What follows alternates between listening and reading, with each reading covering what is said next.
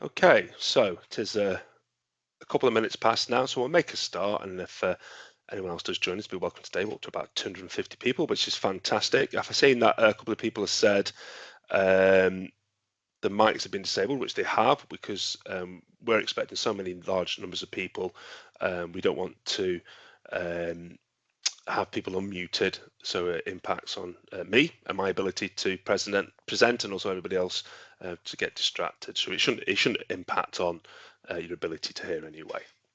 So good morning. Thank you very much for joining us today on this lovely Friday morning. Today we're going to be delivering a free webinar by Pan Wellness, and we're going to be looking at and exploring how to approach suicide prevention with this taster session. You'll also learn some of the risk factors and common myths related to suicide, understand distress and what's helpful and unhelpful when supporting those with suicidal thoughts and feelings, and gain awareness of support available. Now, a little introduction to myself. So my name, as the slide suggests, is Adam Brazendale. I am the Senior Mental Health Trainer for PAM Wellness. I've been working at PAM now for nearly 10 years. I started as a counsellor and step care therapist. Was doing some training on an ad hoc basis to some of our clients before I moved into the training team full time about 4.5 years ago. And my role now involves the design, development and facilitation of a number of workshops, webinars and broadcasts like today on the many topics of mental health and mental wellness. And I'm absolutely delighted to present to you this free taster session from Pan Wellness. Now, just a bit of information to pass on to you before we get started. So as I mentioned, this is a free high-level taster session of our training and workshop. The session covers some of our training around how to support mental well-being in the workplace. So this is, as I say, a taster session of one of our workshops. If you've got any questions, please ask these in the Q&A chat throughout the webinar. My colleague Kate is on hand as well to help me with that, or you can use the chat function as well. And finally, to discuss your training and workshop requirements, please contact us at the email address below, businesssupport@panwellbeing.co.uk, and we'll also provide further details on available courses at the end of the session. Now, the session itself is also recorded, and we'll also be able to upload this to our social media page on YouTube. So if you want to look at it again later on, you can do, or if you've got people who wanted to attend that couldn't, again, they'll be able to access it on that as well. Now, because we're going to be talking about a very sensitive subject today, suicide, some of the content could bring back memories associated with it. You may recall personal experiences or issues covered may resonate with you in ways that you weren't expecting. If this is the case, please feel free to leave until you're ready to rejoin us. If you do have access to PAM Assist, don't forget you can call that for emotional support by calling 0800 882 4102. That's for anybody whose organisation already accessed that service. And again, that's available for emotional support during and after today's session. Now, in the following slides, we're going to cover some key statistics, research, risk factors related to suicide. We'll look at debunking some myths around the topic, and we'll also cover some approaches that might guide you in supporting somebody who might experience distress or suicidal ideation. Now, we're all likely to be aware of what suicide is. The dictionary definition states that suicide is the act or an incident of taking one's own life voluntarily and intentionally. Now, there is a word which from today I'm going to ask you not to use when it comes to the word suicide. What do you think that might be? What's the word? You can put it in the chat there if you want to. What's the word that from today I ask you not to, and somebody's put it in there for you people, commit. Yeah, commit suicide.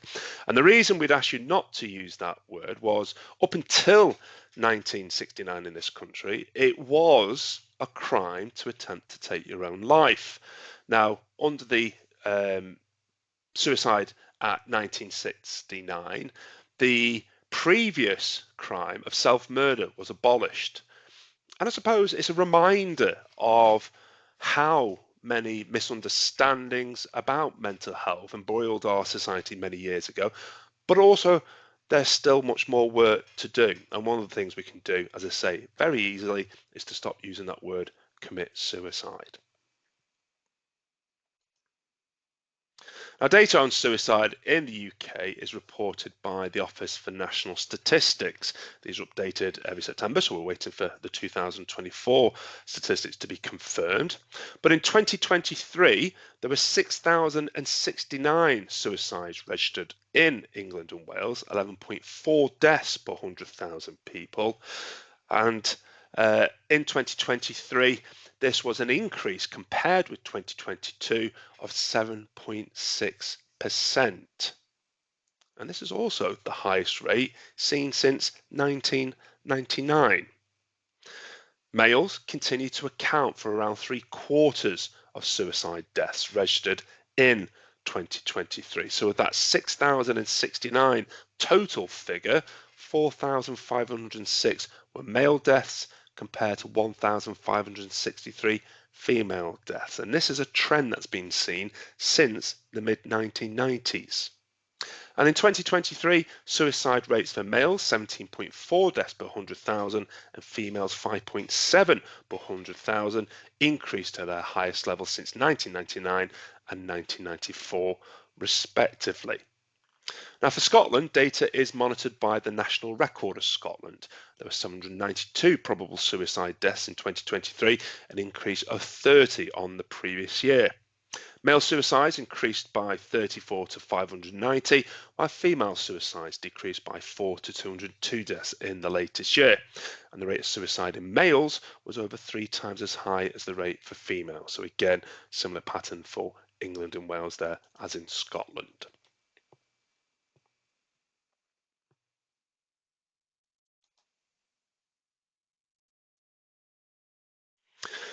And I'm going to put on a short video which looks at what suicidal ideation is, and then we're going to look at debunking a few myths associated with suicide and suicidal ideation.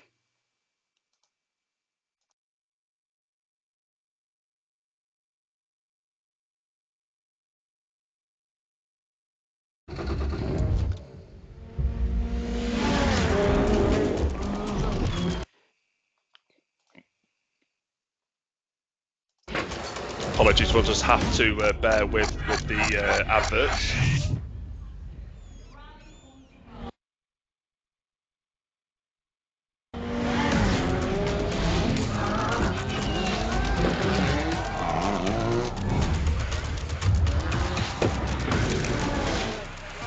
Race beyond limits.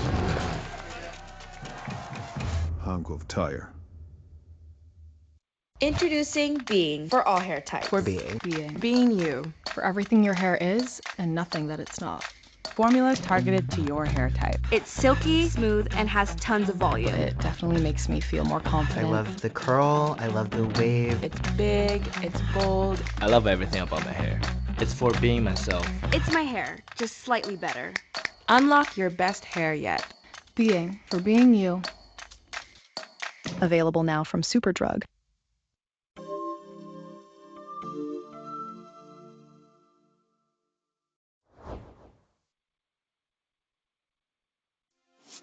Everyone would be better off without me. I couldn't see any other way out. I wish I could go to sleep and never wake up. I wanted all of this to go away.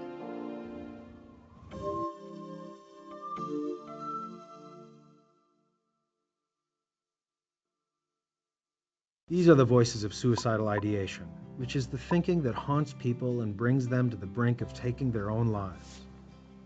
Most of us have been touched by suicide in some way.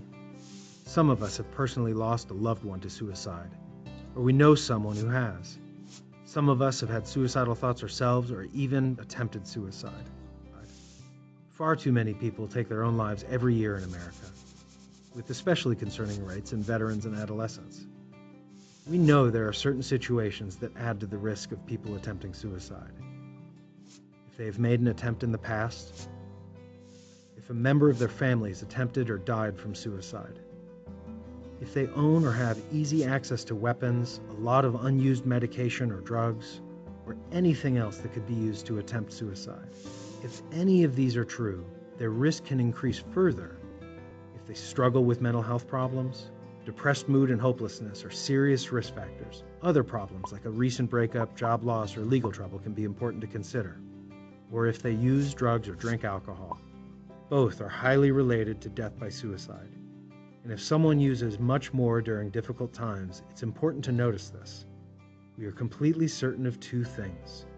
Suicidal ideation is an emergency, and we can all play an important part of saving someone who might be living it. Here are a few critical things to understand. Most of the time, people don't want to die. Even when things feel very bad, most people truly want to live. People say they just don't want to feel the pain anymore. That's why it's so important for you to know what to look for. So how can you tell if someone in your life needs help, and what should you do? First, really listen. This is often the most important thing to do when someone we know is struggling. If a person is thinking of suicide, he or she says so. Sometimes the person literally comes out and says something like, "I wish I were dead." Other people may mention suicidal thoughts more passively, saying something like, "If I were gone, no one would notice," or "I have nothing to live for," or "I just wish all of this would stop." Then, watch. Heavy or increased drug or alcohol use can be a warning sign if someone has been thinking of suicide. Also, pay attention if someone is socially isolated, or if someone tells you he or she is feeling overwhelmed by stressful situations that don't seem to have solutions. We need to notice when our friends and family are having more trouble than they usually do. Finally, ask. If anything does not feel or sound right to you, or if you're worried at all, ask about it. Make it straightforward and don't be afraid. Use these words. Are you thinking of killing yourself? You will not give someone the idea if that person wasn't already considering it. In fact, most of the time, people feel relieved that they can talk about what they're struggling with, and you very well might save their lives. If you think someone is in danger of suicide, stay with them and get help. If your friend or loved one admits to thinking about suicide, make sure the situation is safe and stay with the person. Validate his or her feelings and listen without judgment, even if it's scary. Encourage the person to get professional help right away, and help if necessary, even if this means calling 911 or going to the hospital. Every one of us has a role to play in preventing suicide. If you are feeling like suicide might be an option for you, please be brave and ask for help. If you're worried about someone you care about, be the one who asks the all-important question. You could very well save that person's life.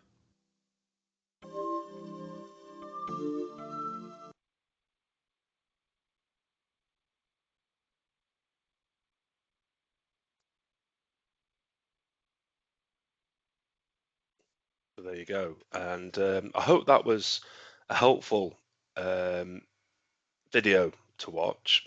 Obviously filmed in North America, but the main point of showing that was the fact that a lot of myths remain about asking if someone has thought about killing themselves, that we might put the idea in their head. And as the video alluded to there, in fact, the opposite is true. The person will feel that they're being listened to, that they're cared for. And if we had the power to put ideas in people's heads, we'd also have the power to take them out again as well. We don't. If that idea is there, they've probably thought about it, as the video said before. So the video there mentioned and highlighted some risk factors to suicide. However, there are many more. And so we're going to look at some risk factors to suicide now. Now, there are many risk factors to suicide. It's important to note that because these circumstances have occurred, it doesn't necessarily mean that it will lead to suicide, but it does indicate a statistical probability that it could occur. So if someone you know discloses any risk factor, or you know that they're in challenges, then it's worth being mindful that there could be an increased risk. So what is a risk factor? So as we said before, this increases the risk of suicidal ideation. If someone talks about difficulties like any of these, and they've talked about, feelings of hopelessness, then again, we could be asking the question, well, does that mean that you've thought about killing yourself? So some of these we're going to look at, as the video looked at, drug and alcohol misuse. Alcohol is a natural depressant. It depresses the central nervous system. Heavy drinking also increases the risk of suicidal ideation. And also alcohol numbs some of the receptors in the brain that stop us from doing risky things. Again, many people who have taken their own lives have drunk lots of alcohol beforehand. History of trauma abuse. This could be any type of trauma or abuse, such as near-death experiences, neglect, sexual abuse. Diagnosed mental health conditions. Now, suicidal ideation is often linked to depression. One of the 9 symptoms of depression is thoughts of harming yourself, or suicidal ideation, thoughts of death. But actually, you can also have people who have anxiety disorders, such as post-traumatic stress disorder, who again would potentially be at risk. Feelings of hopelessness. Now, we talked about in the video there some of the statements that could indicate that somebody's feeling hopeless about their situation, and that could be any situation. So it could be things like redundancy, it could be a bereavement, it could be anything really that person feels that their situation has no solution. They're not looking for a solution. Everything is hopeless. Some statements to be listening out for are things like, nothing will ever get better, it'd be better if I wasn't here, I wish I could leave all this behind. All of these statements need to be taken seriously and not dismissed. Imprisonment, so those who have been in prison, who are at risk of going into prison, or who are currently in prison, are at risk of suicide. Been lots of high profile cases where people have been looking to or have been found guilty of a crime, been bailed for their sentences, and then have not made their sentence in hearing because of suicide. Family breakdown, any type of family makeup. We know through statistics that males aged between 35 and 45 had the highest suicide rates. It's one of the statistics we use in our full offering, and oftentimes that's because if there is a family breakdown, men traditionally have been the ones that would lead the family home, but then find themselves more likely to be isolated, using alcohol or drugs, diagnosed with mental health conditions, and find their situation hopeless. So you can see it sort of covers many of the risk factors that we looked at so far, but it doesn't matter what the family makeup is. Any type of family breakdown is a risk factor. Being bereaved by suicide. So quite often people will say bereavement is a risk factor, but more specifically research has shown bereavement by suicide, and particularly young children who have lost significant caregivers, peers, family, etc. to suicide, are again high risk of suicide themselves. And isolation, again, being isolated is a risk factor. This could be from family and friends. And violence. So if we think about all those people escaping violence throughout the world, conflicts, and also those who have been victims of domestic violence as well, or indiscriminate violence.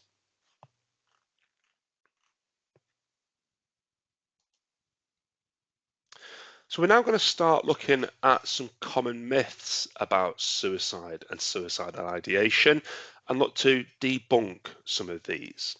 And the first myth that we're going to debunk is people who talk about suicide aren't serious and won't go through with it.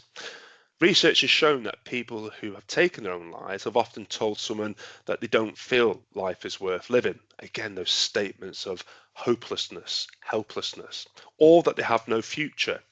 Some actually said directly that they want to die. Now, it is possible that someone might talk about suicide as a way of getting attention, in the sense that they're calling out for help. So it's important to always take someone seriously if they talk about feeling suicidal, helping them get the support they need could save their lives. And the second myth we're going to debunk today is that you must be mentally ill to think about suicide. In fact, research has shown that 1 in 5 people have thought about suicide at some time in their lives. And not all people who die by suicide have mental health problems at the time they pass away. However, many people who kill themselves do suffer with their mental health, typically to a serious degree. Sometimes it's known about before the person's death and sometimes not. And the third and final myth that we're going to debunk today is talking about suicide is a bad idea, as it may give someone the idea to try it. Again, research has shown that people who have felt suicidal will often say what a huge relief it was to be able to talk about what they're experiencing. Once someone starts talking, they've often got a better chance of discovering other options that aren't suicide. And to add some weight behind this research as well, Rory O'Connor, who's a health psychologist and who has dedicated the majority of his career exploring and understanding suicide and risks, states that evidence shows asking someone if they're suicidal can protect them. They feel listened to and hopefully less trapped. Their feelings are validated and they know that somebody cares about them. Again, reaching out can save a life. So, just noticed I've gone all purple there. Let me just try that again, see if that maybe helps a little. Just give me a moment. There we go. Sometimes a little glitch that happens. I look like one of the characters of Charlie in the Chocolate Factory swallows that blueberry gum and turns all purple. But there we go. That sorted it out. So yeah, going back to the presentation, it's really important to remember that asking someone if we feel there is a possibility that they might be talking about ending their life is, in fact, crucial to helping them. Okay, and again, this is really important to remember as we look at an approach to help somebody who might be in distress and suicidal. So on this slide, we're going to provide some guidance as what you can do in a situation when someone may disclose being at risk to themselves. For example, a person may disclose to you that they intend to harm or kill themselves. Now, this can be highly distressing for everyone concerned. And we understand that the majority of you here today are not counsellors and not therapists. We're not asking you to be. But it's important that you're aware of what you could do in these situations. So here are a few things that you might want to remember and consider. And again, the first is to take the disclosure seriously. Remain calm. Listen carefully. It can be better to address the person's feelings directly rather than skirt around the issue. You may feel uncomfortable and unsure of what to say. Again, this is entirely normal, completely understandable. But if you can be calm, supportive and non-judgmental, you can help them. And seek support if needed, maybe from a colleague, if it's at work, your line manager, their next of kin, for example.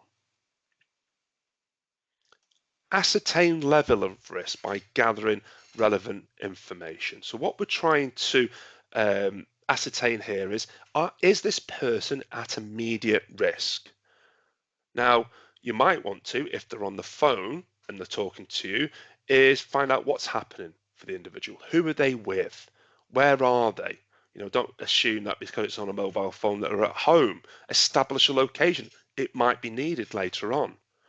And again, we're trying to establish, are they at immediate risk? So, for example, have they the means, the intent to harm themselves? Now, asking these kind of questions may come easier to some than others. Some people may prefer a more direct approach, others more conversational, or a blend of both. You do what feels comfortable for you. And if the person has disclosed that it is immediate, urgent risk, that they have had thoughts, they have the means, have got a plan, they intend to do it, you may need to refer to emergency help. call 999 with as much information about what's happening to that person. So again, if it's on the phone, maybe they've told you they've taken an overdose, what is it they've taken, how much, when, etc. And then you'll be guided to what service is needed. Now be aware, if you're calling about someone in a different region to you, you may be transferred or asked to call their local emergency services centre. So don't let that be something to worry if that happens. That's very common.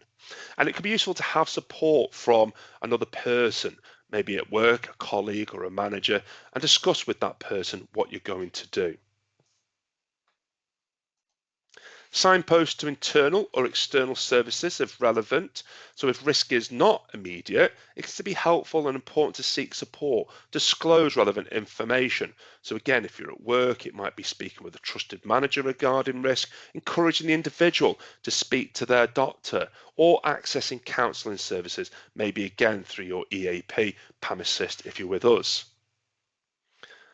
And what's also important is to review the case, discuss the incident, and also record any necessary notes or data in line, again, if at work, with your organisation's policies and procedures around GDPR.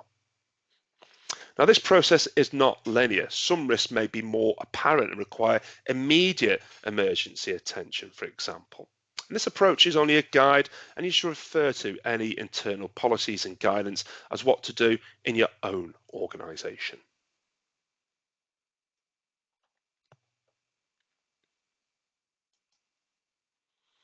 And finally, it's really important to know that providing such support for individuals who disclose risk can impact on your own emotional state. So please do monitor how you're feeling after these incidences too. Practice self-care, be good to yourself, seek support maybe in the form of a debrief with a colleague or your manager, or a call to your EAP. And if you continue to feel distressed about the incident yourself, or even have suicidal thoughts yourself, please do seek support from your GP, contact your EAP or other support services that we're going to look at on the next slide.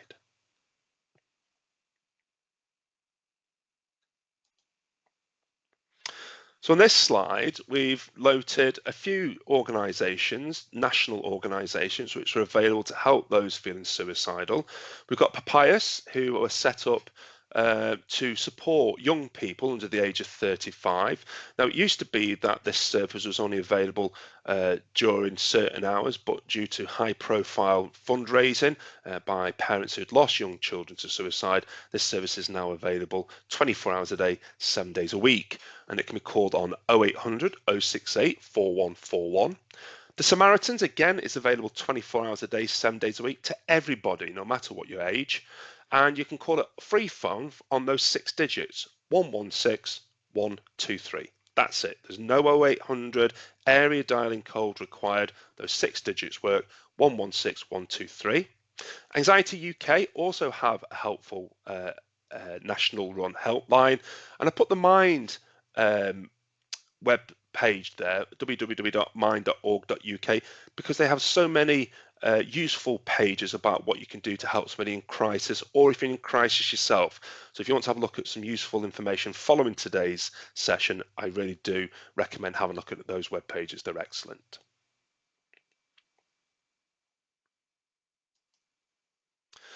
And finally, as I mentioned earlier, this is a taster session of one of the sessions that we run for a full 2 hours, supporting distressed and suicidal people. That's available from PAM Wellness. We run a number of webinars, broadcasts, training sessions, online and on site. We can also bespoke these sessions as well to organisations' needs. So if you do want to talk to us about any of the training and workshop sessions that we offer, you can find that at the PAM Wellness main web pages, or you can contact us on the email address which is going to be available at the end of the session. And recordings will be uploaded to our YouTube channel in the coming week. We provided the link to you to access there on the page there. So it's this one there. So if you want to access the recording from today, you may do so, and you can access that in the coming week. I will make a copy of that and pop it in the chat as well, so it's a bit easier for you to access as well. Just give me a moment. Much better therapist than technician. There we go. So if you want to access that link, it's in the chat for you. It's got all the previous free sessions that we've run so far, and as I say, upcoming ones will be uploaded to that in the coming weeks. And don't forget, if you think that today's session has stirred some interest in other sessions that we run, if you're a training manager, HR manager, or other manager that has the ability to run training sessions for yourself and your staff, please do get in touch with us at businesssupport@poundwellbeing.co.uk, or give us a call on 01925 976 111, and we'll be delighted to discuss your needs with you.